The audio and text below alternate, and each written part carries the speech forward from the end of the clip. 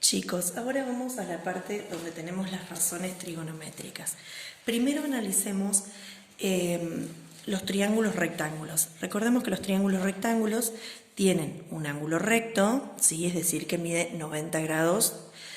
Tiene los dos catetos, es decir, los lados que comparten, que son adyacentes al ángulo recto, se llaman catetos, y el lado más largo, el opuesto al ángulo recto, es la hipotenusa. ¿Estamos? Ahora, los catetos, si nosotros los analizamos teniendo en cuenta un ángulo, se van a llamar opuesto al ángulo o adyacente al ángulo. ¿Está? Pero depende del ángulo que analizamos. Por ejemplo, en este triángulo que tenemos acá, si nosotros analizamos el ángulo A, ¿cuál va a ser su cateto opuesto?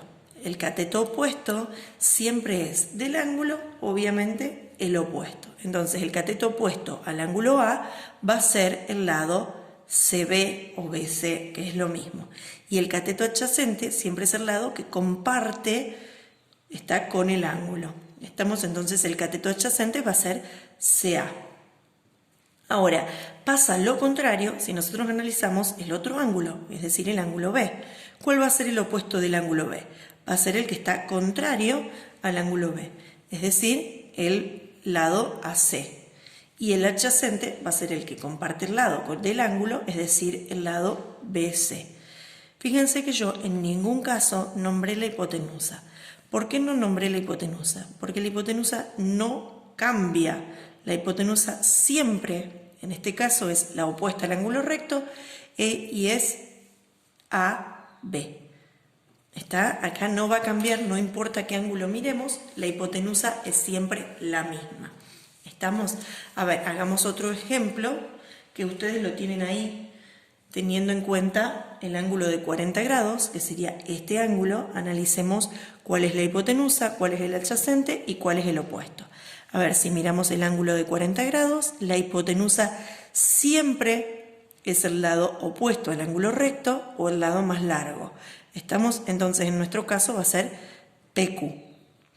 El cateto adyacente al ángulo de 40 grados, este es el ángulo de 40, el adyacente es el que comparte el lado, es decir, que va a ser QR, y el opuesto es el que está, obviamente, como lo dice la palabra, opuesto o contrario al ángulo, y va a ser PR.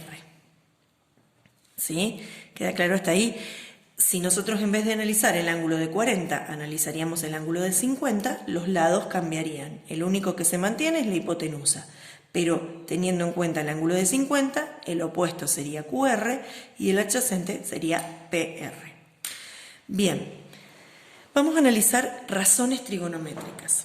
A ver, las razones trigonométricas nos van a servir para poder encontrar datos desconocidos en un triángulo siempre que sea rectángulo. Siempre en una razón trigonométrica se relaciona un ángulo con dos lados. Y ese ángulo o uno de los lados de esos tres datos que ustedes tienen, les puede faltar uno. Y entonces puedo averiguarlo con estas razones trigonométricas, ¿sí? La cuestión es, vamos a practicar primero qué es una razón, cómo se calcula, para después sí llegar a los problemas y poder calcular los datos que nos faltan. A ver, las tres razones fundamentales son seno, coseno y tangente. La función seno relaciona, siempre teniendo en cuenta un ángulo, relaciona su cateto opuesto con la hipotenusa de ese triángulo. Si analizamos la función coseno, siempre teniendo en cuenta un ángulo, analizamos el adyacente de ese lado con la hipotenusa. Y la tangente relaciona el cateto opuesto con el cateto adyacente del ángulo que tenemos en cuestión. Esas tres son las razones fundamentales. Y existen tres razones que son las razones inversas, donde, fíjense, la razón seno, la inversa es la cosecante, y lo que se hace es invertir, ¿sí?, el cateto opuesto con la hipotenusa, los invertimos, por eso son inversas, ¿sí? Son otras razones, pero se da que son inversas, por eso se invierten los catetos o la hipotenusa, es decir, los lados del triángulo que estoy trabajando. En el coseno las relaciones la inversa es la secante, donde aquí va a ser hipotenusa sobre cateto adyacente, y de la tangente la inversa es la cotangente, donde la relación es cateto adyacente sobre cateto opuesto. Miremos acá en este triángulo, que ustedes también lo tienen como ejemplo, miremos en relación al ángulo D, que sería este ángulo, cuáles son las razones trigonométricas que se usan. A ver, en el seno, yo escribo las letras para recordar, es opuesto sobre hipotenusa. ¿Cuál es el cateto opuesto a este ángulo D? El opuesto es el contrario, es el que mide 4. Y la hipotenusa es 5. El coseno, siempre teniendo en cuenta este ángulo, porque es el que estamos relacionando, es el adyacente sobre la hipotenusa. El adyacente en este caso es 3 y la hipotenusa es 5. Ahora, si analizo la tangente, es el cateto opuesto, que es decir, perdón, no lo escribí, opuesto sobre adyacente. El cateto opuesto es 4 y el adyacente es 3. ¿Qué pasa con las inversas? Las inversas son, como dice la palabra, inversas. Tengo que invertir el orden, es hipotenusa sobre opuesto, y si aquí tengo 4/5, aquí es 5/4. Se puede hacer directamente así o buscando en el ejercicio. Si tengo D, la hipotenusa sobre el opuesto sería 5/4. En el caso de la secante es hipotenusa sobre adyacente, que sería 5/3, y en el caso de la cotangente es adyacente sobre opuesto, que sería 3/4. ¿Estamos?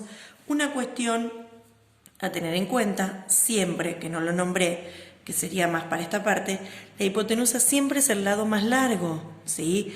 No puede pasarnos que la hipotenusa nos dé menor a uno de los catetos. Y otra de las cuestiones es que los dibujos o las ilustraciones, siempre los problemas, son de modo ilustrativo justamente. No es que los lados se cumpla que midan eso, o sea, no lo busquen, no lo traten de medir, porque no se puede resolver de esa manera. Tengo que usar estas fórmulas. Estamos